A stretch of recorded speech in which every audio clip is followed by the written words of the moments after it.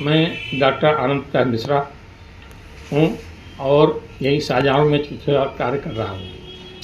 Sir, बहुत चीज़ें सामने आई हैं, आपकी अच्छाइयाँ और जो है आपकी गुणवत्ता सब सामने आ गई हैं और उसको लेकर के हम आज रूबरू हुए हैं आपसे। क्या कहना चाहेंगे पर चाहे पानी की बात कही जाए, चाहे नशे की बात कही जाए, इस तरह के सामने जो आपने उजागर किया है नशे को लेकर के, पानी को लेकर के, जो आवाम जो है पेड़ों को लेकर के, इस तरह से जो बातें सामने नजर आई, क्या कहना चाहेंगे इसको लेकर के? आज प्रेस कॉन्फ्रेंस आपने की, उसको लेकर के क्या कहना चाहते हैं? वो कहती है कि पता नहीं, मैंने गणेश शंकर विद्यार्थी स्मारक मेडिकल कॉलेज कानपुर से सर एक MBBS किया था सवाल, और शाहजहाँ में चिकित्सा कार्य प्रारंभ किया है। स्टार्टिंग की डॉक्टर से सबसे पहले मैंने इसमें नशे पर नाटक लिखा था 2008 में, भी नहीं हो पाता है क्योंकि उसमें यहाँ इसमें एक नशे से बहुत ही नवयुवक प्रभावित थे। तो मैंने जन समाज को जागरूक करने के लिए नाटक लिखा। मैं नहीं जानता था कि मैं कभी इस नाटक को देखने के लिए श्री के कलाकार मुंबई से आए थे, कोई भी एक और इसके कई मंचन हुए हैं। लेकिन उसके बाद में मैंने लोगों को अपने नाटक लिखा था बर्बाद की बीमारी पर परिवारों बर्बाद होते देखा, तब मैंने सबसे पहले लिखा। तो मैंने पहला मंचन में किया था, पहला प्राइज मिला लखनऊ में राय उमानाथ वली प्रेक्षागृह में। मैं भी कुछ लिख सकता 2009 में। पहले मैंने अपनी बीमारी में डॉक्टर राजेंद्र प्रसाद पद्मश्री पुरस्कार विजेता टीवी है, उन्होंने देखा था, उन्होंने बहुत सराहा था। तो ये नाटक की विशेषता है कि टीवी की वैरायटी जितनी है, जितनी विशेषताएं हैं, उनको व्यक्ति हंसते हंसते जानता है। इसमें हंसी मजाक के रूप में ही पूरा टीवी का नाटक समझाया गया। उसके बाद में मैंने पर्यावरण के ऊपर परलोक एक दखन नाटक लिखा, पूरा पर्यावरण प्रदूषण के ऊपर है। ये हिंदू धर्म के अनुसार जो देवी देवताओं के माध्यम से मैंने उसको समझाया है। उसमें इंद्रपुरी का दृश्य दिखाया है।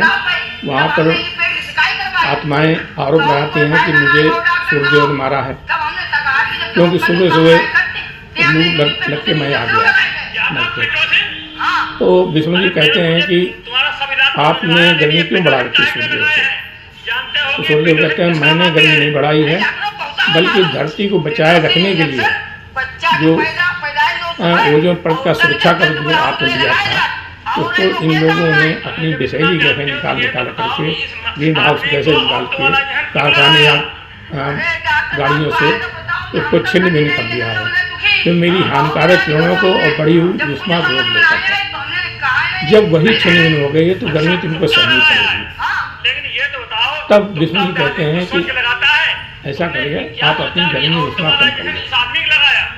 तो विष्णु जी सूर्यदेव कहते हैं कि भगवान, मैं आपकी आज्ञा नहीं टाल सकता था, मुझे अन्य ग्रहों को भी रोशनी ऊष्मा देनी होती है, इसलिए मैं मजबूर हूँ, गर्मी तो उनको सहनी पड़ेगी। फिर उसी संदर्भ में पवन देव बुलाए जाते हैं, वो अपना कहते हैं। फिर वनदेवी आती हैं, वनदेवी भी कहते हैं कि जहाँ मेरे जंगल हुआ करते तो वहाँ पे इन लोगों ने अपने कारखाने खोल दिए हैं, वहाँ पे पत्थरों के शहर बना दिए हैं। जहाँ मेरे पौधे ऑक्सीजन निकाला करते थे वहाँ पर से अब कार्बन डाइऑक्साइड निकलती है। हवा में ऑक्सीजन संतुलन तो बिगड़ना ही था। और कहती हैं भगवान, ये लोग अपने जीवन में एक पौधा तो लगाते नहीं हैं, इन मरते समय एक पेड़ लकड़ी जरूर ले जाते हैं, आखिर ये कब तक चलेगा, कब तक चलेगा, कब तक चलेगा? तो विष्णु जी कहते हैं कि ठीक है, इनसे गलती होगी, आप और पौधे क्यों नहीं लगाती? तो मैं बहुत लगाती हूँ, लेकिन न धरती नीचे पानी है,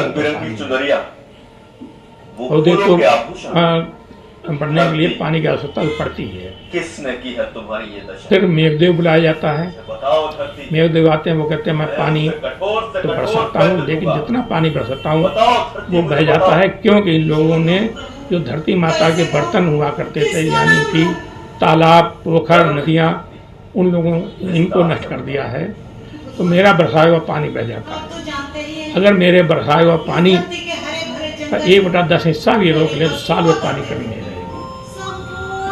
तब नारद जी यहाँ आते हैं धरती पे देखने के लिए। तब यहाँ पर लोग देखते हैं, यहाँ पर लोग ऑक्सीजन सिलेंडर लगाए हुए हैं, अब कुछ लोग गले में गमला लटकाए हुए हैं, उस ऑक्सीजन से वो काम चला रहे हैं।